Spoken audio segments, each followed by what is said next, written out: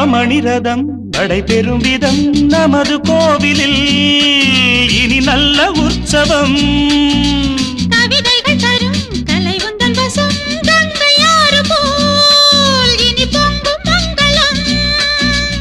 ஓராயிரம் தேனாறுகள் வந்தன நீராடுவோம் தினம் நீந்துவோம். சரிதான் நடக்கட்டும் இளமையின் ரசனை. பேரைச் சொல்லவோ அது நியாயமாகுமா? தங்கமாங்க நீ என் தர்ம தேவதை.